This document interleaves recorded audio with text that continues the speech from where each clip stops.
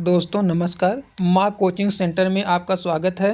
तो C TET से संबंधित क्वेश्चन 3 वीडियो हम लोग डाले थे, जो तीनों मिलाकर 1 घंटे से कम समय का वीडियो था। तो जो 7 फरवरी को paper C TET first meeting हुआ है, तो हम आपको प्रूफ के साथ कि हमारे 1 घंटे से कम 3 वीडियो जो 1 घंटे तीनों मिलाकर 1 घंटे से कम समय का है, उसमें कौन कौन सा क्वेश्चन मिला हुआ है, प्रूफ के साथ हम आपको 7 फरवरी वाले फर्स्ट वाले मिला आपको दिखा रहे हैं। चलिए, क्वेश्चन नंबर आपका 57 है ज्योग्राफी का। सेरीकल्चर किससे संबंधित है? ये मिलाने के लिए कूट पूछा हुआ है। PC culture, BT culture, horticulture. तो सेरीकल्चर आपका रेशम के कीटों का वाणिज्य पालन है। सेरीकल्चर आपका ए का 4 होगा। तो इसमें देख लीजिए ए में 4 कहाँ पे है, तो आपका 3 एक ही ए से ही हमको मतलब हमारा ऑप्शन सही मिल जा रहा है। कौन सा इसमें सही होगा? तो इसमें आपका ऑप्शन 3 सही होगा। सेरीकल्चर रेशम के कीट वाणिज्य पालन से है। पीसी कल्चर मत्स्य पालन से 3 हो जाएगा। बीटी कल्चर अंगूरों की खेती से है। हार्टिकल्चर वाणिज्यिक उपयोग के लिए सब्जियों, फूलों और फलों को उगाना, तो इसमें आपका ऑप्शन 3 सही हो जाएगा। अगला क्वेश्चन हम देखते हैं। अगला क्वेश्चन है कि विद्यार्थियों को पृथ्वी के विभिन्न भागों की व्याख्या करने के लिए निम्नलिखित में कौन से शिक्षण अधिगम सामग्री सबसे उपयुक्त है? तो इसमें आपको विकल्प चुनना है कि इसमें विद्यार्थियों के पृथ्वी के विभिन्न भागों की व्याख्या करने के लिए निम्नलिखित में कौन से शिक्षण अधिगम सामग्री सबसे उपयुक्त है, क्वेश्चन पूछा हुआ है। तो ऑप्शन ए दिया है ग्लोब, ऑप्शन बी दिया है नक्शा, ऑप्शन सी दिया है एटलस। तो इसमें आपका विकल्प हो जाएगा ए उपयोगी होगा और सी उपयोगी होगा, लेकिन बी इसमें नहीं सही होगा। तो आपका ऑप्शन सही हो जाएगा ए और सी। किस में है? तो आपका ए और सी विकल्प संख्या 3 में है। तो आपका विकल्प क्या सही हो जाएगा? 3 सही हो जाएगा, ग्लोब और एटलस। अगला क्वेश्चन हम लोग देखते हैं।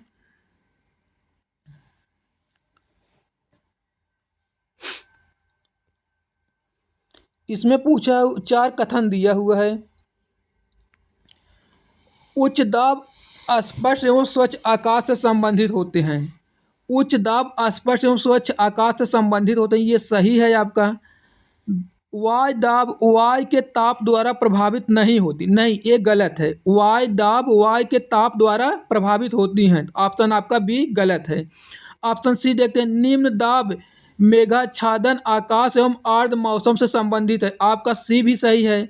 डी वायु सदैव उच्च दाब क्षेत्र से निम्न दाब क्षेत्र की ओर गमन करती है, चलती, आपका डी भी सही है।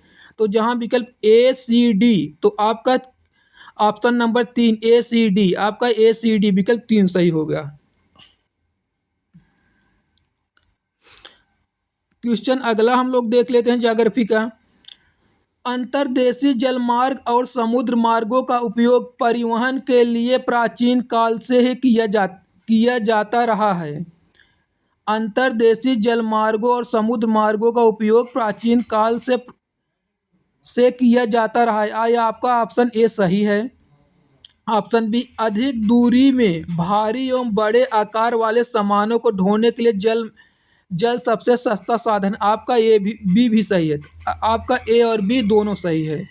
इसके साथ साथ आप ये जान लीजिए, जैसे हम जब विदेश से आयात निर्यात करते हैं, तो हम जब अब विदेश से कोई सामान मंगाते हैं तो समुद्र मार्ग के ही रास्ते से हम अपने देश में मंगाते हैं।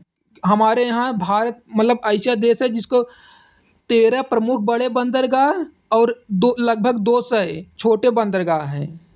तो यहाँ से व्यापार करने में भारत को अन्य देशों की तुलना में बहुत सुविधा है, और जब हम जल वाले रास्ते सामान मंगाते हैं तो वो सस्ता पड़ता है। ठीक है, अगला क्वेश्चन हम देखते हैं। तो आपका विकल्प सही हो जाएगा, इसमें ए और बी दोनों सही है, कथन ए सही है।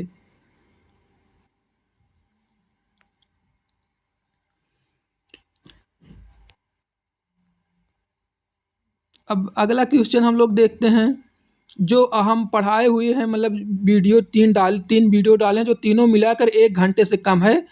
अब हम आपको प्रूफ भी दिखा रहे हैं कि उसमें कहाँ से आया हुआ क्वेश्चन है।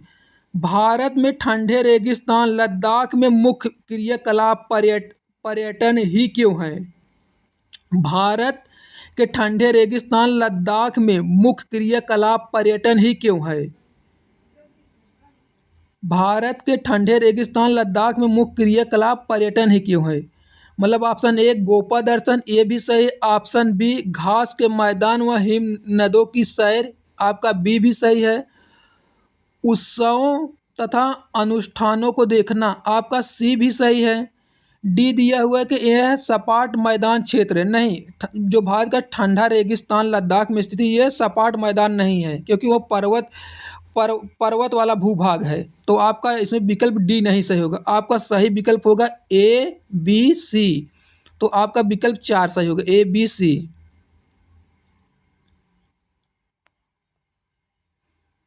अगला क्वेश्चन हम लोग देखते हैं, निम्नलिखित में कौन सी गैस वायु में प्रचुरता में मिलने वाली दूसरी गैस है? ये पूछा निम्नलिखित में कौन सी वायु में प्रचुरता में मिलने वाली दूसरी गैस है। तो हम अपना वीडियो जो कल बनाए थे तो हम उसमें क्रम से आपको हमने वहाँ पे प्रथम गैस पूछा था उस वीडियो में, कि मतलब वायुमंडल मिलने वाली प्रथम गैस कौन सी। उसमें नाइट्रोजन था, जो हम आप लोगों को बताए थे।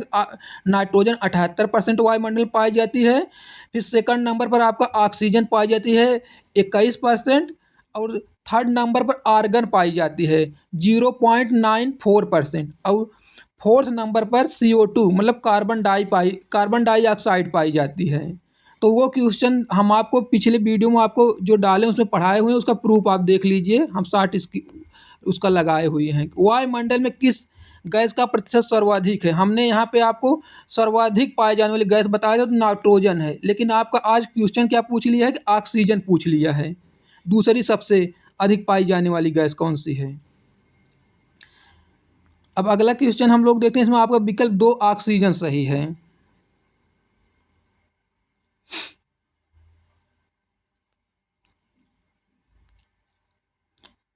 इसमें देख देख लीजिए, किसी भी स्थान पर जब सूर्य आकाश में अपने उच्चतम बिंदु पर होता है दोपहर में, उस समय घड़ी के दिन में 12 बजते हैं। कथन इसका ए सही है। किसी भी स्थान पर जब सूर्य आकाश में अपने उच्च बिंदु पर होता है दोपहर में, उस समय घड़ी में दिन के 12 बजते हैं। आपका कथन ए सही है। इस प्रकार घड़ी के द्वारा दिखाया गया समय उस स्थान का स्थानीय समय होगा। आपका कथन बी भी सही है। कथन ए और कथन बी दोनों सही है। इस प्रकार घड़ी के द्वारा दिखाया गया समय उस स्थान का स्थानीय समय होगा। आपका विकल्प बी भी सही है। तो आपका कथन ए और बी दोनों सही हो जाएगा। अगला क्वेश्चन हम लोग देख लेते हैं, पारितंत्र का निर्माण होता है। क्वेश्चन पूछ रहा है पारितंत्र का निर्माण होता है। ऑप्शन एक स्थल मंडल और जैव मंडल के द्वारा। ऑप्शन बी सभी पेड़ पौधे जीव जंतु एवं मानवों के द्वारा।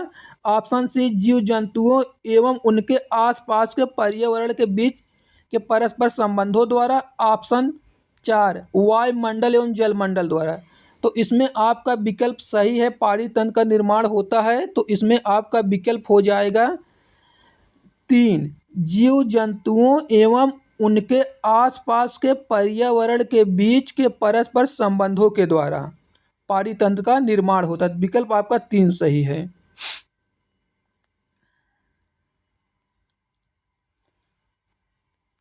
हाँ, क्वेश्चन नंबर देख लीजिए जो आज पूछा हुआ है कि कर्क रेखा, मकर रेखा, उत्तरी ध्रुववृत्त, दक्षिणी ध्रुववृत्त। तो कर्क रेखा 23.5 अंश उत्तरी गोलार्ध, मकर रेखा 23.5 अंश दक्षिणी गोलार्ध, उत्तरी ध्रुववृत्त तो 66.5 अंश उत्तरी अक्षांश उत्तरी गोलार्ध, और दक्षिणी ध्रुववृत्त 66.5 अंश दक्षिणी अक्षांश। तो आपको ये क्वेश्चन जो आज पूछा हुआ सेम जो हम आपको पढ़ाए थे, पिछला अपना हमारा वीडियो है जो डाले हुए हैं, कल ही वीडियो हमने डाला था। देखिए इसी मतलब फिगर के साथ हम आपको इसके बारे में बताए थे, जो बताए थे हम सेम वहीं से क्वेश्चन उठा दिया। तो मकर रेखा स्थित है, हमने अपने क्वेश्चन पूछा मकर रेखा स्थित है, तो 23.5 अंश दक्षिणी अक्षांश मकर रेखा स्थित है। लेकिन इसके बाद हमने फिगर के माध्यम से आपको कर्क रेखा, मकर रेखा के बारे में भी बता दिए थे, और 66.66 उत्तर और 66.66 दक्षिण दक्षिण वाले भी रेखा के बारे में आपको हम उसी समय अपने वीडियो में बता दिए थे, और वहीं से क्वेश्चन उठा लिया है। तो इसमें आपका विकल्प कौन सा होगा, आप देख लीजिए। तो कर्क रेखा 23.5 अंश उत्तरी गोलार्ध में, तो ए में आपका 2 हो जाएगा। तो कहाँ पे है यहाँ पे, हाँ आपका अभी 3 और 2 दोनों में 2 जगह पे है। अब मकर रेखा देख लें, मकर रेखा 23.5 अंश दक्षिणी गोलार्ध में है, तो बी में एक कहाँ पर है, बी में एक आपका 3 में है। तो आप आगे मत बढ़िए, यहीं से 3, ऑप्शन नंबर 3 सही हो जाएगा। अगला क्वेश्चन आप देख लीजिए, पृथ्वी के संबंध में निम्नलिखित में कौन सा कथन सही नहीं पूछा हुआ है। आप ध्यान दीजिए, हम आपको बताए थे कि जब नहीं शब्द पूछे तो उस पर आप ध्यान दीजिएगा अपने वीडियो में।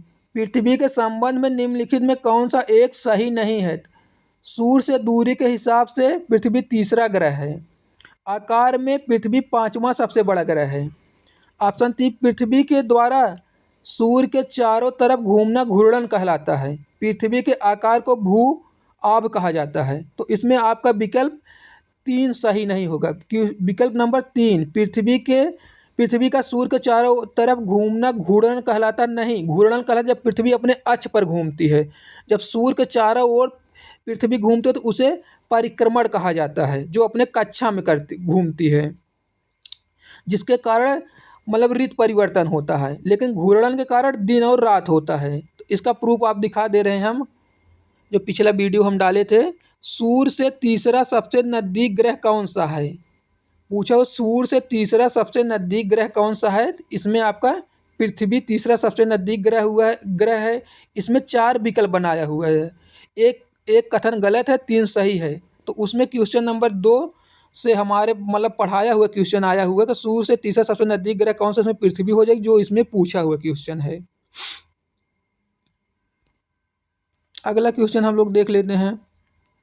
हाँ देखिए, ये भी हम आपको प्रमाण के साथ दिखा रहे हैं, जो बस एक दिन पहले डाले हैं अपने यूट्यूब पे माँ कोचिंग सेंटर पर। चंद्रमा पृथ्वी का एक चक्कर लगभग कितने दिनों में पूरा करती है। आपका आज का क्वेश्चन पूछा वो फर्स्ट मीटिंग में, चंद्रमा पृथ्वी का एक चक्कर लगभग कितने दिनों में पूरा करती है। 30 दिन, 29 दिन, 28 दिन, 27 दिन। इसमें आपका विकल्प 4 सही होगा, 27 दिन में। कितने दिन में, 27 दिन में। अब आप प्रूफ के साथ देख लीजिए, हम क्वेश्चन नंबर 2 हमारा है, और वीडियो हमारा दूसरा वीडियो भी है, जो दूसरा वीडियो डाले हैं उसी में क्वेश्चन नंबर दूसरा ही है। पृथ्वी से हमें चंद्रमा का केवल एक ही भाग दिखाई पड़ता है। कारण, चंद्रमा पृथ्वी का एक चक्कर लगभग 27 दिन में पूरा करता है, और लगभग इतने ही समय में वह अपने अक्ष पर एक चक्कर भी पूरा करता है। तो इसमें हम आपको बताए थे कि देखिए, चंद्रमा पृथ्वी का एक चक्कर लगभग 27 दिनों में पूरा करता है। सेम वही क्वेश्चन उठा के दे दिया है कि चंद्रमा पृथ्वी का एक चक्कर लगभग कितने दिनों में पूरा करता है, 27 दिनों में। तो इसमें आपका ए और बी दोनों सही है, बी सही व्याख्या करता है, हम आपको बताए थे। ये प्रूफ साथ आप देख लिए, हमारा वीडियो दूसरा देखेंगे तो आपको मिल जाएगा। इसी के साथ हम मतलब आज का जो क्वेश्चन हुआ था, जितना हमको मिला हुआ हम डाल दिए हैं, और जो ज्योग्राफी क्वेश्चन बचा हुआ आगे हम डालेंगे। तो हम वीडियो अपना अगले पेपर के लिए, मतलब कल जो पेपर होने वाला 8 फरवरी को, उसके लिए इसी तरीके से वीडियो मतलब क्वेश्चन डाल रहे हैं। कृपया आप इसको ज़रूर देख लीजिएगा, जाएंगे इसी तरीके से आपको पेपर में छपेगा, जैसे आप यहाँ पे पाए हुए हैं। धन्यवाद।